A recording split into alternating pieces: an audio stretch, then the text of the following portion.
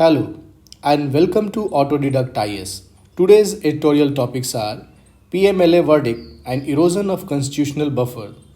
Second one is core constraint, infrastructure sector headline, growth may be robust but is not broad based yet. Third one is India wheat waiver WTO demand is risk fraud. Such a stand will dilute its core agenda of pushing for permanent solution to public stock holding for food grain. And fourth one is an alarming fall. Opposition protest, ruling party split have exacerbated a fall in parliamentary stands. तो ये चार topic है. ये चार topic पहला topic से हम लोग स्टार्ट करते हैं. ठीक है, तो ये टॉपिक आप 29 तारीख को भी हम लोग इस टॉपिक को कवर किए थे. तो इसमें जो 29 तारीख वाला था उसका हम लोग PDF यहीं पर रखा, यहाँ पे ले लिया है. अब इसके थ्रू जाएंगे हम लोग.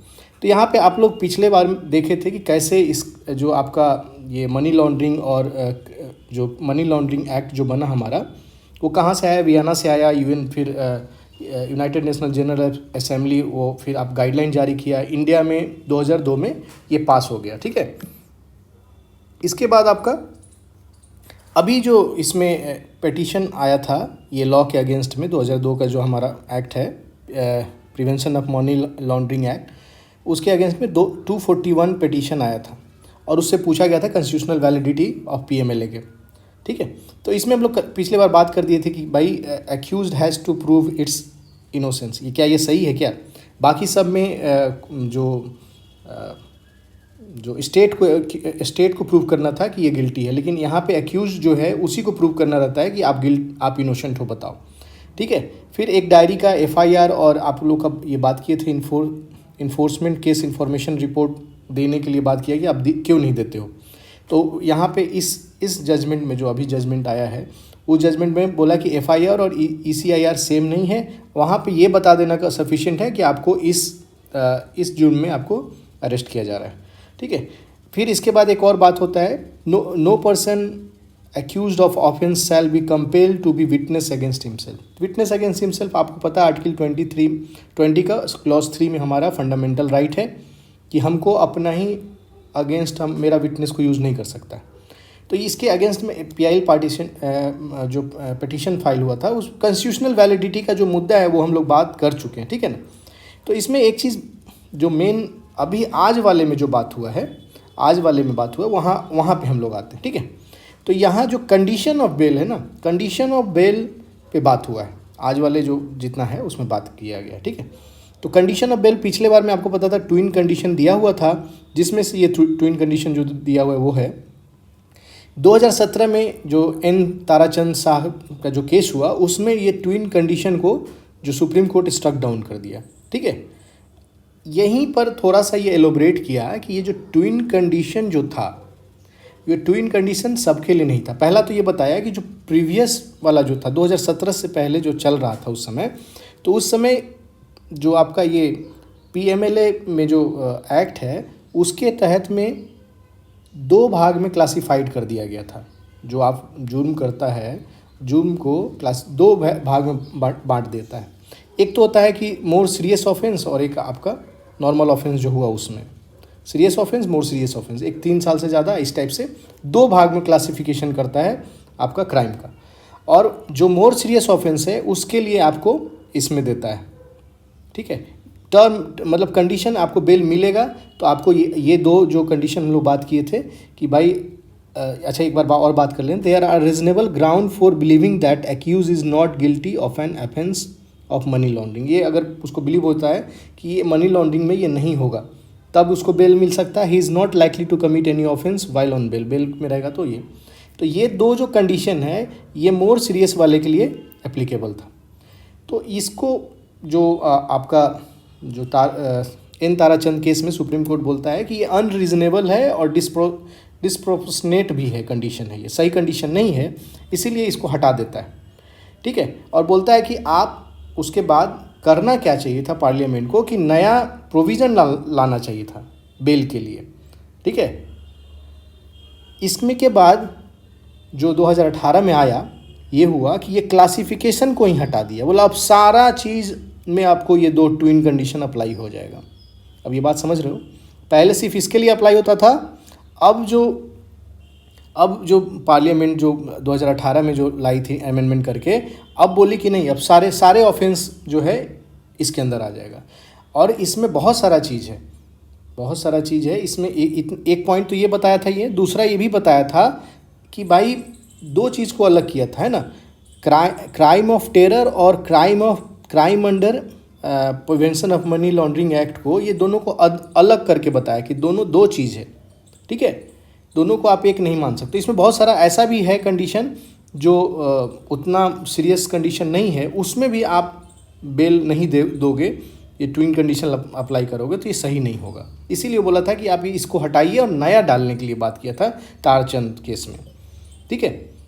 लेकिन गवर्नमेंट ऑफ इंडिया जो है री इंट्रोड्यूस कर दिया और उसमें क्या कर दिया कि ये जो क्लासिफिकेशन ही हटा दो, ठीक है, और बाकी जो कंडीशन है वो रहने दो। तो यहीं पर ये जो आर्टिकल आज का है इसी पे एक बात करता है कि भाई ऐसे क्यों, ठीक है। यहाँ पे ये बात होता है। चलिए हम लोग इसमें अभी इस आर्टिकल में पूरा प्रीवियस वाला समझ में आ गया, अभी इस आर्टिकल में आते हैं। तो ये आर्टिकल में ये बताता है कि जुडिशियल सिस्टम जो हमारे यहाँ पे जस्टिस और फेयरनेस के प्रिंसिपल पे रहता है, तो जस्टिस और फेयरनेस के प्रिंसिपल में हम लोग ये देख सकते हैं कि क्या क्या होता है। 5 इसमें बताया है। The idea that a person is presume innocent until proven guilty, ये बात पता है आपको। दूसरा है the idea that a person detain on a suspicion of having committed on an offence would be entitle to bail. Bail भी अगर offence suspicion पे अप्लाई हो तो उसको बेल भी दे सकते हो, बेल देना चाहिए। The idea that criminal law ought not to be retroactive नहीं होना चाहिए। The idea that person accused of an offence must be inform of charge made against him, वही FIR और ECI वाला जो बात किए थे वही आपको बताना चाहिए। The idea that suspect has a privilege against incriminating herself, the idea that suspect has a privilege against incriminate, वही कि हम अपने अगेंस्ट में हम अपना सबूत दे रहे हैं। तो वो ऐसे आर्टिकल 23 में क्लॉज में ये प्रोविज़न हमारा फंडामेंटल राइट है कि हम दे या नहीं। तो ये एक्चुअल में आप जब लिखोगे एग्ज़ाम वगैरह में, तो ये आप जो principle of justice and fairness में आप ये डाल सकते हो। ये 5 पॉइंट है, ठीक है। इसमें देखने को मिला, जो राइटर बोल रहे हैं कि ये सारा इरोजन होते हुए दिखता है, ठीक है। सारा पॉइंट अगर ऊपर से मिला होगा तो आपको पता चल जाएगा कहाँ कहाँ इरोजन हो रहा है, ठीक है। इस केस में देखने को मिलता है। इसमें क्या बताया कि भाई देखो, एक चीज़ बताया कि जो PMLA जो डिफिनीशन किया है मनी लॉन्ड्रिंग का, उसमें खुद में ही कन्फ्यूजन है, वेगनेस टर्म है, ठीक है ना। वेगनेस में क्या है, मनी लॉन्ड्रिंग का जो हम लोग यहाँ बात किए थे, देखिए यहाँ मनी लॉन्ड्रिंग का पिछले जो 27 तारीख को, 27 या 29 तारीख का था ना, ये आई थिंक 29 का था। तो यहाँ पे हम लोग मनी लॉन्ड्रिंग जो एक्ट है वो जो क्या कहता है, जो मनी लॉन्ड्रिंग को जो डिफाइन करता है वो देखिए। तो इसमें है whosoever डायरेक्टेड और डायरेक्टली और इनडायरेक्टली अटेम्प्ट टू इंडल्ज और नोइंगली असिस्ट और नोइंगली इज ए पार्ट और is actual involve in any process और activities connected with process of crime, ठीक है ना, process of crime and projecting it and untainted property shall be guilty of the offence of money laundering, ठीक है। तो यहाँ पे जो प्रोसेस ऑफ क्राइम है, ठीक है, इसके बारे में जो 2 चीज़ बात किया गया है कि क्या क्या प्रॉब्लम है। तो मनी लॉन्ड्रिंग में प्रोसेस ऑफ क्राइम है और प्रोसेस ऑफ क्राइम को फर्दर डिफाइन किया गया है। प्रोसेस ऑफ क्राइम का मतलब होता है mean property that is obtain out of the commission of a crime relating to a schedule offence. कोई ऑफेंस हम करते हैं जो शेड्यूल ऑफेंस में है, उससे अगर हम पैसा जनरेट करते हैं, वो प्रोसेस ऑफ क्राइम है, ठीक है। तो वेगनेस को समझने के लिए यहाँ आप देख सकते हो कि मनी लॉन्ड्रिंग में डिफिनीशन है प्रोसेस ऑफ क्राइम का। प्रोसेस ऑफ क्राइम में बताया गया है कि भाई उसमें प्रोसेस ऑफ क्राइम में क्या इंक्लूड होगा, तो रिलेटिंग टू क्या हो गया कि जो property that is obtain out of commission of a crime, वैसा क्राइम आप करते हो जो शेड्यूल ऑफेंस है। और शेड्यूल ऑफेंस जो है बहुत सारे जो हमारा एक्ट है उसमें प्रेजेंट है। जैसे इंडियन पिनल कोड में भी शेड्यूल ऑफेंस के बारे में बात है, कॉपीराइट में भी देख लीजिए, ट्रेडमार्क में भी, आर्म एक्ट में भी है ना, इमोरल ट्रैफिक प्रिवेंशन एक्ट जो है उसमें भी है। तो आप ये जो देखिए कॉपीराइट और ट्रेडमार्क, इसमें भी शेड्यूल ऑफेंस है। अगर इसको यूज़ करके आपको फंसा सकता है। तो यहाँ पे एक चीज़ अच्छा हुआ कि यहाँ पे ये चीज़ को क्लियर, सिल्वर लाइनिंग यहाँ पे जो राइटर बात करते हैं कि अब ऐसा नहीं हो सकता है कि इस केस में इस चीज़ पे क्लियरिटी आया है कि अगर देखिए यहाँ पे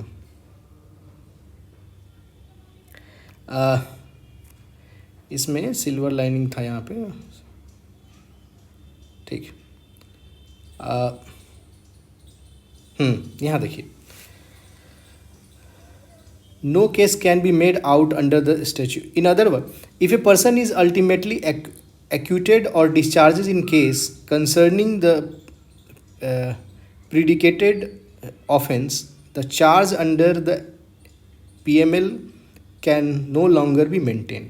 मतलब अगर मान लो कि यहाँ पे एक चीज़ ये बात कर गया, इसको हम दूसरे जगह से और क्लियर में यहाँ पे लिखे हैं, the authority under article under the PMLA act 2002 cannot prosecute any person on notion based or on assumption that a schedule offence has been committed unless it is so registered with ये जुडिक्शन इतना police जो भी है, if a person is finally discharged of an offence of the schedule offence or a crime case against him is quashed by the court of contempt jurisdiction, there can be no offence of money laundering. Basically देखो, इसको समझने के लिए सिर्फ इतना जान लो कि अब मनी लॉन्ड्रिंग का अलग, क्योंकि आपको ये बताएं कि यहाँ से ये सब में भी है ना ऑफेंस, तो अगर हम इसमें फ्री हो जाते हैं तो हमको prevention of money laundering act के तहत में हमको मेरे पे सज़ा नहीं चलेगा। सिंपल इतना कहने से अच्छा है आप अगर इतना समझ जाते हो कि जो ये सब वाला था ना, इस सब में भी शेड्यूल ऑफेंस है। Schedule offence process of crime में आया, क्राइम और प्रोसेस ऑफ क्राइम हमारा मनी लॉन्ड्रिंग में आया, तो हमको मेरे को जो ऑफेंडर है उसके ऊपर prevention of money laundering act लग सकता है, कॉपीराइट के लिए भी prevention of money laundering act लग जाएगा, तो दिक्कत हो जाएगा ना।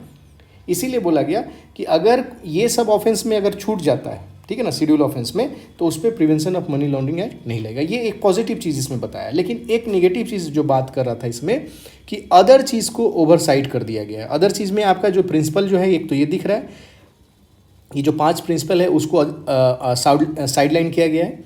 ये चीज़ आपको हम ऊपर बात कर चुके हैं, ऊपर में आप मिलाओगे तो ये सारा चीज़ उससे मिलता जुलता रहेगा, ठीक है। दूसरा इसमें ये बात किया कि जैसे आप जो इस शेड्यूल को जब हटाया गया जो 2017 में ताराचंद हटाएं, उसमें ये बात सिर्फ कहा गया था कि आप क्लासिफिकेशन को हटाने के लिए नहीं कहा गया था, क्लासिफिकेशन आर्बिट्री है ये भी बात कहा गया था, ठीक है ना। क्यों आर्बिट्री है? क्योंकि आपको बेल प्रोसीजर से रोकता है। उसमें ये बात कहा गया था कि आप ऐसा इसको हटा के एक ऐसा लाइए नया चीज़ जिससे बेल का प्रोविज़न बने, ठीक है। तो देखिए यहाँ पे यही है, this might have been an acceptable conclusion if the Tarak Chandra has indeed struck down section 45 only on this ground, but a reading of this judgment show that the court also found the twin condition by themselves manifest arbitrary, ठीक है ना, ये खुद में ही arbitrary है twin condition. तो यही चीज़ जो हेडिंग पढ़े थे कि आर्बिट्री है और फिर से आप उसको बहाल कर दो। एक बार जो सुप्रीम कोर्ट जिस चीज़ को आर्बिट्री माना है, आप उसको फिर से आप बहाल कर रहे हो, तो ये यहाँ पे क्वेश्चन बात किया गया है, ठीक है। दूसरा इसमें ये बात किया गया है जो बाकी और सेम सब चीज़ वही है, उतना ही चीज़ में आपका काम चल जाएगा मेंस राइटिंग में। इसमें एक और है राइट टू जो प्राइवेसी का जो पुट्टा स्वामी का जो जजमेंट आया था उसके बारे में यहाँ पे कुछ लिखे हैं कि आप फंडामेंटल राइट को सोलो में नहीं देख सकते हो कि भाई हम आर्टिकल 14 सिर्फ चला रहे हैं 15 नहीं चलाएंगे। फंडामेंटल राइट पूरा एक साथ आएगा, ठीक है ना। The court held that fundamental right operate not in self but they give but by giving and taking meaning from each other, and that any invasion of the constitutionally guaranteed freedom must satisfy a test of proportionality. This means that every time the state impinging on the right, it has to show among other things that there exists not only a rational nexus between the law made by it and the objective at stake, but also that it has satisfied itself that there will be no less invasive means available to achieve the same meaning. आपको जितने बार आप fundamental right आप उसका लोगे, state अगर लेता है उतने बार आपको बताना होगा कि इसके अलावा मेरे पास कोई दूसरा चारा नहीं है जो हम ऑब्जेक्टिव अचीव करना चाह रहे हैं, तो इसके लिए हमको फंडामेंटल राइट लेना ही पड़ेगा। तो यही चीज़ ये बताया। तो आपको एक पॉइंट ये याद होना चाहिए कि फंडामेंटल राइट सोलो में ऑपरेट नहीं होता है, कहीं लिखने के लिए आपको काम आ जाएगा, ठीक है ना। इसके बाद एक चीज़ और इसमें बात हुआ है, बहुत इंपॉर्टेंट है, ये लास्ट पैराग्राफ है, आपको कंक्लूजन के लिए यहाँ से आपको मिलता है फॉर्डर, ठीक है। तो इसमें भी यही बात बोला है कि जो एक तरह से कोर्ट जो है, Puttaswamy out to have a transform Indian constitutional landscape, Puttaswamy का जो केस है एक तरह से आपका रोड मैप दिया है जूरिप्रूडेंस को, ठीक है ना, कि कैसे जस्टिस और फेयरनेस और ड्यू प्रोसेस ऑफ लॉ अगर आप बहाल करना चाहते हो, उसके लिए एक तरह से एक रोड बता दिया कि आपको ये चीज़ फॉलो करना चाहिए, ठीक है। तो यही इसमें यही है कि आपको दो चीज़ ध्यान रखना होगा, एक तो पिछला वाला पीडीएफ जो उसी से जुड़ा हुआ है ये है, और मेन कहाँ जुड़ा हुआ है वही यहाँ से, सिर्फ इसी पे बात चला है पूरे आर्टिकल में, आपको उतना जानने की ज़रूरत नहीं है, इतना में मोर देन सफिशिएंट है, ठीक है। अगले पे हम लोग आते हैं, अगले पार्ट पे आते हैं, कोर कंस्ट्रेंट में आते हैं। तो आपको पता है कि हमारा जो 8 कोर सेक्टर जो हमारा इंडियन इकोनॉमी का है वो आपको पता होना चाहिए कौन कौन सा है। इसमें आपको परसेंटेज भी पता होना चाहिए, आपको कितना परसेंट इसका मतलब इस ये 8 में से कितना परसेंट ये रहता है, कितना परसेंट ये है, ठीक है। इसमें आपको एक चीज़ ये पता होना चाहिए कि 4/10 ऑफ इंडस्ट्रियल जो आउटपुट है ये इसी 8 से आता है, तो बहुत इंपॉर्टेंट सेक्टर है ये। और एक तरह से ये इन्वेस्टमेंट मोमेंटम को दर्शाता है कि भाई अब मेरा इन्वेस्टमेंट बढ़ा है या घटा है। अगर इसका डिमांड बढ़ेगा तो इसका, जैसे अगर आप इलेक्ट्रिसिटी का डिमांड बढ़ा है, इसका मतलब क्या है, हमारे यहाँ जो इंडियन इकोनॉमी के अंदर में उस इंटरनल डिमांड बढ़ा होगा, तभी तो इलेक्ट्रिसिटी प्रोडक्शन के लिए चाहिए। प्रोडक्शन सबसे ज़्यादा इलेक्ट्रिसिटी प्रोडक्शन में ही ना यूज़ होगा, तो वहाँ पे इन्वेस्टमेंट का जो डिमांड बढ़ा है indicate the momentum in the investment through the demand, ठीक है, सिंपल यही चीज़ समझना है। तो इसमें यही बात बताया है कि कैसे अभी मतलब ये तिमाही में जो क्वार्टरली जो आया है रिजल्ट, उससे ये रिलेट करके बताया। प्लस एक और इसमें जो कंसेप्ट है वो है बेस इफेक्ट का, कि भाई 2021 में जो जनवरी में या जून में जो अगर होगा, अप्रैल में जो होगा 2022 के अप्रैल में, इससे हम लोग बेस लेके इससे बताते हैं कि इससे मेरा इतना परसेंट बढ़ा है, घटा है, क्या है, हुआ है, ठीक है। तो बेस इफेक्ट अगर ये कम रहेगा तो हमको ये ज़्यादा दिखता हुआ मिलेगा। अगर ये ज़्यादा होगा, अगर मान लो ये पहले ही बहुत ज़्यादा हाइप हो गया, अगर ये 20% से ग्रोथ कर चुका होगा, है ना, 20% का ग्रोथ इसमें दिखता है 2021 में, तो 2022 में इसका इफेक्ट होगा। अगर 2022 में भी 25% का इफेक्ट अगर ये 20 का हो रहा है और ये 25 का हो रहा है, इसका मतलब बहुत अच्छा रिकवरी होने वाला है। और अगर ये 20 का है, अगर बहुत ज़्यादा हो चुका है, तो अगले बार 22 वाले में कम हो सकता है। मतलब एक जो बेस है, बेस टाइम जो फ्रेम लिए है ना, बेस टाइम फ्रेम का क्या ग्रोथ है वो उससे कंपेयर करो। जैसे मान लो पहले ही कंपेयर ऐसे 2 से करते हैं, हम ए को कंपेयर करते हैं बी से, ठीक है। अगर ए के पास 100 रुपया है, ठीक है, जैसे एक बार में ये मान लो कि इसका नहीं पता है, हम बोलते हैं बी के पास 100 रुपया है, तो इसमें कंपेयर नहीं हो सकता है। अब हम कंपेयर करें, ए के पास 100 रुपया है तो बी के पास भी 100 रुपया है, एक कंडीशन। दूसरा है ए के पास 110 रुपया है, तो अब कंपेयर क्या करोगे, ज़्यादा है कम है ना। अगर ए के पास 90 रुपया है तो इससे भी कंपेयर होगा। तो अगर ए को अगर बेस मानते हो तो उसके हिसाब से ये बढ़ना और घटना पता चल जाएगा कि नहीं। तो ए मान लो टाइम फ्रेम है पिछले साल का, तो उसी से बेस इफेक्ट बहुत इंपॉर्टेंट कंसेप्ट है, इकोनॉमी में इसको पढ़ा जाता है, तो आपको पता होना चाहिए इसके बारे में। तो इसमें हम लोग ये बात करेंगे क्योंकि ये इसका यूज इसलिए किया गया है कि आपका जो अप्रैल मई का जो है ना, ये इकोनॉमिक ग्रोथ का अप्रैल मई जून, ये टाइम फ्रेम है 21 का। इस समय में आपको देखने को मिला होगा पेंडेमिक जो लॉकडाउन था वो, और अभी का जो हम लोग देख रहे हैं अभी का ये 22 का है, ठीक है ना, 2022 का है, 2022 में ये देख रहे हैं, और 2021 में हमारा इस टाइम में लॉकडाउन था। तो अभी मेरा जो डबल डिजिट ग्रोथ जो दिख रहा है ये इसी का इफेक्ट है कि भाई पिछले बार जो 2021 में जो था हमारा इकोनॉमिक कंडीशन पूरे लॉकडाउन में था, तो ऑफकोर्स बढ़ा हुआ रहेगा, क्योंकि 21 में बहुत लो था ना हमारा इकोनॉमी, इसीलिए ज़्यादा है। लेकिन जून के बाद हमारा लॉकडाउन खुला, तो अब इसके बाद जो इम्पैक्ट दिखने लगेगा ये बेस इफेक्ट में, हमारा जो डबल डिजिट ग्रोथ है मे भी कम होने लगेगा। ये बात है इसमें, ठीक है। इसमें और भी चीज़ कहा गया है कि जैसे ये तो बात कोर सेक्टर का ही है, इसमें एक दो चीज़ और है जो हम लोग इसमें बात कर लेते हैं कि जैसे अगर इलेक्ट्रिसिटी का जनरेशन हो रहा है तो ये दिखाता है कि हमारा ओवरऑल डिमांड इकोनॉमी में बढ़ रहा है, ठीक है। ओवरऑल डिमांड इन इकोनॉमी बढ़ रहा है। फर्टिलाइज़र का तो एग्रीकल्चर को देखता है, फर्टिलाइज़र में अगर बढ़ रहा है तो एग्रीकल्चर एक्टिविटीज़ अच्छा हो रहा है, घट रहा है तो एग्रीकल्चर हमारा ख़राब हो रहा है, ठीक है। इसमें एक चीज़ और है कि अभी जो मेजर कंसर्न है हमारा, ठीक है, तो कंसर्न ये है कि भाई रिकवरी जो है हमारा अभी पूरा सही से नहीं हुआ है, ठीक है ना। अभी नो डाउट ये हमारा डबल डिजिट में था, लेकिन हमारा ये मिसलीडिंग हो सकता है। मिसलीडिंग क्यों होगा? क्योंकि ये जो हम लोग कंपेयर कर रहे हैं क्वार्टर 2020-21 का क्वार्टर का से कंपेयर कर रहे हैं अभी का क्वार्टर को, और 2021-20 में हमारा नेशनल लॉकडाउन था, तो इकोनॉमी अपने में लो था। लो से अगर आप कंपेयर करोगे तो अपने आप हाई हो जाओगे ना। अब कमज़ोर स्टूडेंट से अगर आप कंपेयर करोगे तो अपने आप को सेटिस्फाइड फील करते हो, तो ऐसा ही सेटिस्फाइड फील करना हुआ। अगर कोई अच्छा स्टूडेंट है उससे कंपेयर करो तो उसमें ना सही चीज़ पता चलेगा। तो वही चीज़ ये बता रहा है कि 2021 का लॉकडाउन टाइम पीरियड था, उसमें इकोनॉमिक जो लो था उससे कंपेयर करते हैं तो 21-22 में हमारा डबल डिजिट ग्रोथ कर रहा है, वो मिसलीडिंग है, ठीक है ना। इसी में एक चीज़ और बात कर रहा है कि भाई हमारा क्या कंसर्न है, ठीक है। तो कंसर्न ये बता रहा है कि भाई रिकवरी हमारा अभी पूरा सही से हुआ नहीं है। जो हम लोग देख रहे थे डबल डिजिट, वो गलत दे सकता है, ठीक है ना। Rebound movement seem to be flash और एक कोर आउटपुट डिक्लाइन इतना इन जून।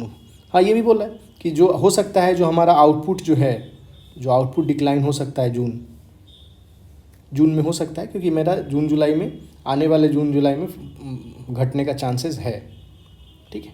इसमें एक दो चीज़ और बताया कि क्या जो कंसर्न है जो अभी काम कर रहा है, जैसे मानसून है। मानसून आपका जो अभी कोल जो है 2-3 सेक्टर इसमें बताया है कि 4 सेक्टर जो है बहुत अच्छा काम कर रहा था, डबल डिजिट ग्रोथ में दिखा रहा था, ठीक है ना।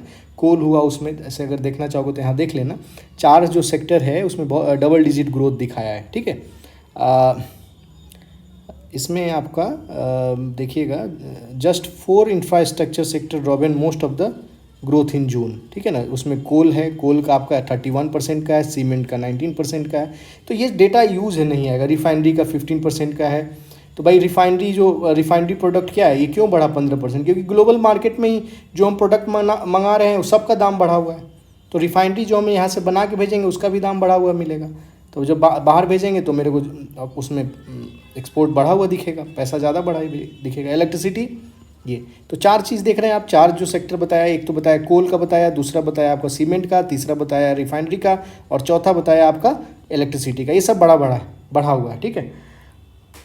यहाँ पे एक चीज़ और आई है, जैसे कि यहाँ बताया मानसून जो है कोल का प्रोडक्शन को रोक सकता है, और ये हमको क्या करेगा, कोल का प्रोडक्शन रुकेगा तो इलेक्ट्रिसिटी का डिमांड तो कम नहीं होने वाला है, क्योंकि हमारा जो डोमेस्टिक डिमांड है वो तो बना हुआ है। तो हो सकता है ये हमको प्रेशराइज करेगा कोल को इंपोर्ट करने के लिए, जो हमारे लिए फर्दर डेंजर हो सकता है इकोनॉमी के लिए, है ना। करेंट अकाउंट डिफिसिट बढ़ जाएगा ना इसके लिए, बाहर से अगर अभी इंपोर्ट करना, क्योंकि आपको ये पता है कि रुपीज़ का वैल्यू घटा हुआ है। एक तो ये, दूसरा सीमेंट प्रोडक्शन भी हो सकता है ये मानसून के कारण घट सकता है। जो मानसून के कारण सीमेंट का भी प्रोडक्शन रुकने का हो सकता है। कारण क्या है कि इस टाइम पीरियड में आपका प्रोडक्शन इसका डिमांड घट जाता है सीमेंट वगैरह का। और तीसरा है फर्टिलाइज़र, अगर फर्टिलाइज़र में भी डिमांड घटने का चांसेस हो सकता है अगर अनइवन मानसून आता है तो, ठीक है। तो बेसिकली ये छोटे टर्म में बात कर रहा है, तो बड़ा चीज़ आप लेके नहीं जा सकते हो। मतलब होता है ना कि कैरी ऑन, मतलब अगले साल के लिए क्या लेके जाए अगर एग्ज़ाम दे रहे हो तो आपको यहाँ पे ये ध्यान देना होगा कि हमारा जो कोर सेक्टर है, जैसे इलेक्ट्रिसिटी का, जब आपको बताना होगा कि मेरा इकोनॉमी रिकवर हो रहा है नहीं रिकवर हो रहा है, तो आप इसका पॉइंट यूज कर सकते हो कि भाई हमारा इलेक्ट्रिसिटी डिमांड बढ़ा है, फर्टिलाइज़र डिमांड बढ़ा है, इससे ये शो होता है कि हमारा इकोनॉमी बढ़ने वाला है। तो ये बात जो है यही चीज़ ले जा सकते हो। ये जो इतना % बढ़ा घटा, ये इन टोटालिटी में यूज़ नहीं आने वाला है। आपको ये पता होना चाहिए कि 8 कोर सेक्टर क्या है। दूसरा पता होना चाहिए कि अगर इसमें बढ़ता है तो मेरा इकोनॉमी को दर्शाता है कि मेरा इकोनॉमी भी बढ़ेगा, इसमें घटता है तो इकोनॉमी भी घटने का चांस है। तो एनालाइज करने के टाइम में आप जो हम अभी बात किए हैं उसको आप यूज़ कर सकते हो। बेस इफेक्ट को भी आप एज ए कंसेप्चुअल बेस पे रख सकते हो कि बेस इफेक्ट का मतलब क्या होता है। अगर इसमें भी कुछ भी नहीं समझ में आया तो आप मैसेज कीजिए, कमेंट में लिखिए, जो चीज़ भी नहीं समझ में आया, जो टॉपिक नहीं आया उसको भेजिए, हम हो सकता है उस पर अगला टॉपिक आपको वो बना कर भेज दें। ठीक है, चलिए हम आगे चलते हैं अगले पर। इसमें है जो ये है आपका India wheat weber WTO demand is रिक्स। अब आपको ये पता पहले, इसके पहले आपको जानने से पहले आपको पता होना चाहिए कि जो WTO जो आपको पता है वर्ल्ड ट्रेड ऑर्गेनाइजेशन WTO, तो WTO जो काम करता है आपको पता होगा कि WTO का 3 प्रिंसिपल है ना।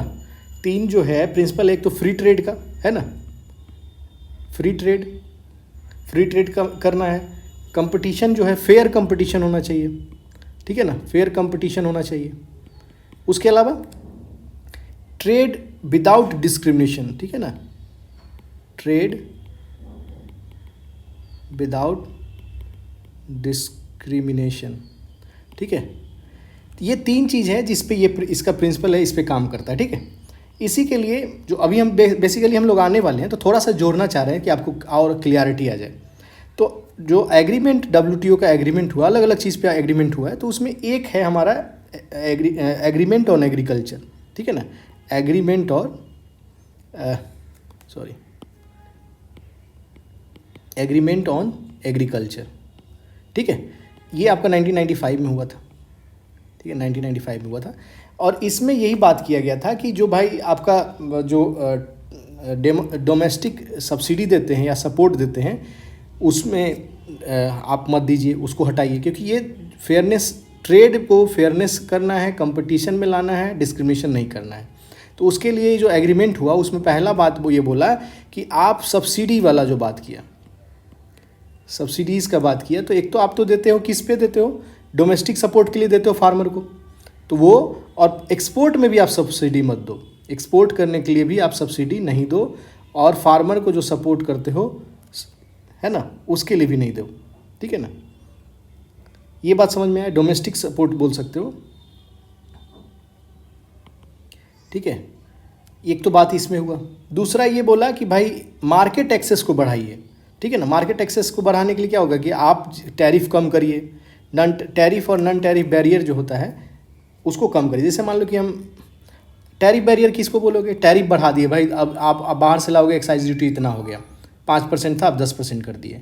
नॉन टैरिफ की भाई आपका ये नहीं आएगा, इसमें आपका इससे क्या नाम है, जो स्टैंडर्ड मेंटेन आप नहीं करते हो तो उसके केस में आपका आ जाएगा। साइटो सैनिटरी जो कंडीशन दे देते हैं कि भाई इसमें ये वायरस पाया गया या ये कीटाणु पाया गया, ठीक है ना, उसके कारण आप करोगे तो नॉन ट्रेड जो बैरियर हो जाता है, नॉन टैरिफ बैरियर हो जाएगा, ठीक है। तो इसमें यही बात किया गया है कि इम्प्रूवमेंट ऑफ मार्केट को एक्सेस करिए, मार्केट का जो है उसका इम्प्रूवमेंट कीजिए। तो इसी केस में जो आया कि इसमें 3 बॉक्स का बात होता है, ठीक है ना, ग्रीन बॉक्स, अम्बर बॉक्स, आप पढ़े होगे, अभी हम लोग उतना जान नहीं सकते हैं। तो ग्रीन बॉक्स होता है, एक अम्बर बॉक्स होता है, और एक आपका ब्लू बॉक्स होता है, ठीक है। अम्बर बॉक्स में ही हमारा जो बात है कि भाई इसमें तो ग्रीन वाला दे सकते हो, इसमें आपका नॉन ट्रेड डिस्टॉर्टिंग सब्सिडी इसमें आप अलाउड है। बी वाला में, ए वाला में ट्रेड डिस्टॉर्टिंग सब्सिडी अलाउ है लेकिन लिमिटेड है, ठीक है ना। इसमें 5% है एक में 10%। इसी को बोलते हैं मिनिमाइज लेवल बोलते हैं। 5% जो है डेवलप्ड कंट्री के लिए है और 10% है डेवलपिंग कंट्री के लिए। मान लो कि हम ये क्या परसेंटेज, 5% ऑफ या 10% of production of agriculture product, मतलब अगर 100 रुपया का पूरा एग्रीकल्चर प्रोडक्शन हम किए हैं, उसमें से हम 5 रुपया एज ए डिस्टॉर्शन सब्सिडी के तौर पे हम दे सकते हैं। ये 5 रुपया डिस्टॉर्शन सब्सिडी डायरेक्टली हम दे सकते हैं फार्मर वगैरह को, या डेवलप कंट्री में है तो 10 रुपया दे सकते हैं, ठीक है।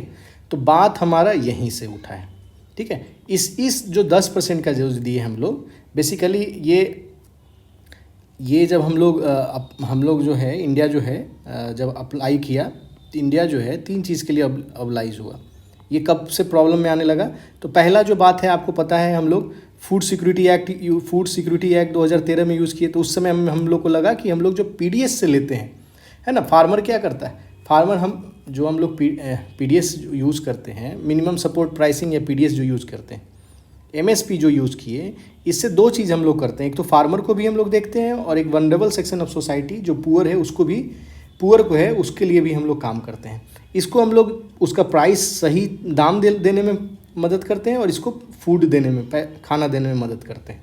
तो हमारा मेन मकसद यही है, ठीक है। तो जब ये लाए तो मेरा जो एमएसपी के थ्रू जो खरीदारी हो रहा था, तो चांसेस था कि आने वाले टाइम में ये 10% से ज़्यादा का खरीदारी हो जाएगा। जितना प्रोडक्शन हुआ उसको अमाउंट लगाओगे तो उतना अमाउंट का जो गवर्नमेंट है फार्मर से खरीद ले रहा है सब्सिडी पे, ठीक है। तो अभी तक तो ज़्यादा नहीं हुआ था, 2 बार अभी तक हम लोग कर चुके हैं।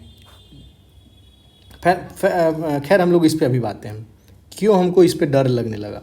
एक तो ये बात होने लगा, दूसरा है हम लोग सस्टेनेबल डेवलपमेंट गोल का बात करो अभी, या आप उस समय का मिलियन डेवलपमेंट गोल ही बाद में सस्टेनेबल डेवलपमेंट गोल में आया, जिसके तहत में आपको फूड और हंगर और पॉवर्टी को इरेडिकेट करना था, ठीक है ना। Eradicate food and eradicate poverty and hunger, ठीक है।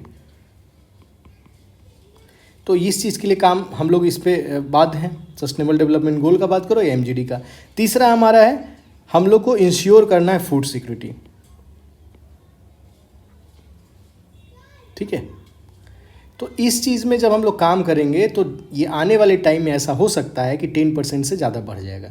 हम लोग तो इसी के बाद में बाली समिट हुआ। बाली समिट में हम लोग पीस क्लॉज एक आया कि ठीक है, ये 10% जो है ना, अगर आप अपने डोमेस्टिक नीड को फुलफ़िल करने के लिए, पुअर और हंगर को देने के लिए आप अगर यूज़ करते हो तो पीस क्लॉज, ये वाला क्लॉज आपको लागू नहीं होगा। यही 10%, ध्यान रखिएगा आप इसमें, ये ध्यान रखिएगा, यही 10% को पीस क्लॉज के रूप में यूज़ किया गया।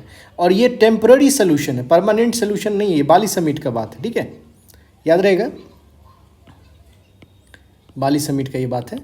अब ये पीस क्लॉज जो है, अगर हम ये एक्सीड कर गए तो बोलेंगे हम पीस क्लॉज यूज़ कर रहे हैं, ठीक है। तो हम लोग पीस क्लॉज 2 बार यूज़ कर चुके हैं। एक बार 2018-19 में यूज़ किए थे, ठीक है, और ये पहली बार यूज़ किए थे, और दूसरी बार हम लोग 2021 में यूज़ किए थे, पिछले साल, जो राइस का जो सपोर्टिव एमएसपी जो दिए थे, राइस के लिए जो खरीदारी किए थे, तो उसमें हमारा ये 10% का एक्सीड कर गया। 10% ने एक्सीड किया तो हम लोग पीस क्लॉज बोले कि भाई हम अभी राइस का ये मेरा जो प्राइस है, जो लिमिटेशन है डिमिनिश लेवल 10%, उससे ज़्यादा हो गया, हम पीस क्लॉज को एक्टिवेट करते हैं।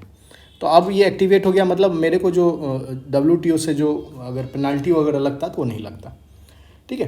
तो ये चीज़ हुआ आपका पूरा कंसेप्ट। अब क्या हुआ कि आप जो इंडिया है एमएसपी से खरीद के अपना गोडाउन भर लिया। अब ये गोडाउन से ये मांग कर रही है, अभी इंडोनेशिया में भी मांग हुआ और WTO मिनिस्ट्रियल समिट में भी मांग हुआ कि ये जो एमएसपी वाला जो खरीदारी किया हुआ फूड है, ये फूड को आप हमको अलाउ करिए मार्केट में बेचने के लिए, एक्सपोर्ट करने के लिए, ठीक है। तो राइटर ये बोलता है ये तो सरासर अन्याय है, ये गलत बात है ना। आप जो ये लिए थे, इसका जो मेन मकसद तो आपका 2 चीज़ है, अलग चीज़ है ना। आपका मेन मकसद है कि ये जो आप टेम्पररी सोल्यूशन लिए हुए पीस क्लॉज को, इसको परमानेंट कराना है। आप ये बिना मतलब का बात पे क्यों अड़ रहे हो कि भाई हमको फूड एक्सपोर्ट कराना है। अगर आपके पास ज़्यादा ही है, या आपको कंसर्न है कि भाई भूखे मर रहा है आदमी, मान लो कि यूक्रेन वार से, तो आप ये जो अभी बंद की हो, अभी बेसिकली वीट का मांग करा कि वीट को हमको एक्सपोर्ट करने दीजिए, तो वीट का ये भी बंद किया हुआ है। 2 कंडीशन यहाँ बात किया कि गलत है। एक तो अगर आपको कंसर्न है तो आप प्राइवेट प्लेयर को अलाउ कर दीजिए कि भाई एक्सपोर्ट जो आप बंद किए हुआ अभी, उसको एक्सपोर्ट करना अलाउ कर दीजिए, ठीक है। और दूसरा बोला, एक प्राइवेट प्लेयर अगर एक्सपोर्ट करने लगेगा तो एक तरह से वो हो जाएगा, ठीक है। और इसमें दूसरा ये बात बोला कि क्या था ये, हाँ, अगर आप इस पे अपने तरीक़ा से अगर एक्सपोर्ट करते हो, क्योंकि एमएसपी है, आप पैसा दिए हुए हो, तो ट्रेड सब्सिडी जो है वो सही मायने में आने वाले टाइम में ये वर्ल्ड फूड मार्केट पे इम्पैक्ट डालेगा। तो इसीलिए ये जो मांग है गवर्नमेंट का वीट के लिए, अभी बंद कर दीजिए, ठीक है। आप मत मांग कीजिए, अगर वो अलाउ कर देता है। जैसे अभी आप देखे होंगे कि कोविड-19 के लिए इंटेलेक्चुअल प्रॉपर्टी राइट जो है, आईपी जो है इंटेलेक्चुअल प्रॉपर्टी राइट वैक्सीन के लिए हम लोग को अलाउ कर दिया। मतलब इसमें ये है एक्सट्रीम कंडीशन या जो ख़राब कंडीशन होगा ना उसके लिए हम लोग अलाउ कर सकते हैं। जैसे यहाँ पे देखिए एक्सेप्शनल सर्कमस्टांस में अलाउ किया जा सकता है। तो जैसे अगर कोविड का अलाउ किया है तो वो अपने आप इसका भी अलाउ कर सकता है वीट फूड क्राइसिस को, तो उस समय आप कर देना। अभी अगर आप डिमांड करते हो तो जो आपका कोर जो मेन फोकस था कि हमको पीस क्लॉज को रेगुलर इसको बना लेना है, टेम्प्रोरी नहीं रखना है, तो वहाँ से आप भटक रहे हो। ठीक है, और क्यों नहीं बोल रहा है कि नहीं आप एक्सपोर्ट नहीं करो? दो चीज़ तो बताएं, दो चीज़ आपको बताएं ना कि भाई आपका एक तो फूड वर्ल्ड फूड जो मार्केट है उसका आपका एक्सपोर्ट जो करोगे डिस्टॉर्ट कर दोगे। दूसरा, आपको अगर करना है तो प्राइवेट वाला को भेजो। और तीसरा ये बोला क्योंकि हमारे पास इस बार प्रोडक्शन है 57% लेस हुआ है। ठीक है ना, जितना हमको चाहिए था उससे कम हुआ है वीट प्रोडक्शन। तो कोई ज़रूरी नहीं है कि आप जो हम लोग के लिए खाना रखे हो वो बाहर भेजो। ठीक है, ये बात समझ में आया? ठीक है, तो ये बेसिकली इतना ही चीज़ है जो बात की है हम लोग, जितना मेजर बात किए हैं यही चीज़ है।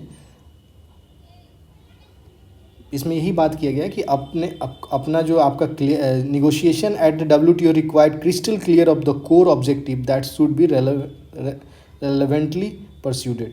ठीक है ना, इसी पे ये बात किया गया है। बाकी और कुछ है नहीं इसमें, ज़्यादा जितना बात हुआ है उतना आपको ध्यान है तो आप आंसर लिख सकते हो। ठीक है, WTO का हो गया।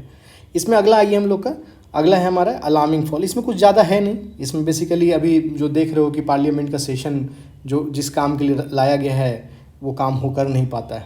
ठीक है ना, जैसे डिबेट नहीं हो पा रहा है, डिस्कशन नहीं हो रहा है, या तो अपोजिशन पार्टी हंगामा कर रहा है, अपोजिशन नहीं कर रहा है तो फिर कभी काल जो रूलिंग पार्टी है वो भी हंगामा कर रहे हैं। तो मेन जो फंक्शनिंग ऑफ पार्लियामेंट है वो कमज़ोर होते जा रहा है। इसी पे पूरा ये बात किया गया है। और ये बेसिकली ये बताया कि जैसे ये डिसरप्शन जो है नॉर्म बन गया था, ये बेसिकली बीजेपी इसको स्टार्ट किया था, अब ये सारे पार्टी अब इसको यूटिलाइज़ कर रहे हैं। तो ये कहीं भी मायने में जो जुडिशियल जो आपका पार्लियामेंट्री स्टैंडर्ड है उसको मेंटेन नहीं हो पा रहा है। ठीक है, और इस तरह से जैसे डिबेट नहीं होगा तो लॉ जो बनेगा वो एक्सेप्टेबल वाला नहीं फॉर्म में रहेगा। इसका एग्जांपल आपका एक दिया था जो आप फार्मर बिल से ले सकते हो। इसमें ये भी बात किया कि सस्पेंड की, ये अच्छी बात है यहाँ पे। ठीक है ना, इंटायर मानसून सेशन के लिए। तो ये एक डिस्प्ले इसमें दो चीज़ें, खैर इसको यूज़ नहीं करना है। आप सिंपल याद रखना कि अभी हमारा डिस्ट्रप्शन हो रहा है, पहले से के हिसाब से अभी में जो जितना काम होना चाहिए था उतना नहीं हो रहा है। इस पर कुछ डेटा आप अपने कॉपी में डेटा कॉपी में लिख लेना। इसमें नहीं दिया हुआ है कितना परसेंटेज जो है पहले पार्लियामेंट जो काम करता था अभी कितना परसेंट काम कर रहा है, कितना बिल पास होता था पहले, कितना डिबेट होता था, अभी कितना हो रहा है। 2-4 डेटा रखिएगा क्योंकि ये एक अलार्मिंग मुद्दा है हमारा, ये काम आ जाएगा आपको आंसर में लिखने में। ठीक है, हो सकता है आएगा ये। ठीक, इस पॉइंट पे क्वेश्चन आ सकता है मेंस पे। तो ये बेसिकली आप कोर को मिलाकर आपको लिखना पड़ेगा। एक और है ब्रीजिंग यूरेशिया क्लोजर, तो अगर आपको टाइम मिले तो इस टॉपिक को पढ़ लेना, अपोजिट एडिटोरियल पे है। नहीं मिलेगा तो कभी इसको भी अगले क्लास में ले लेंगे। ठीक है, that's for today, thank you.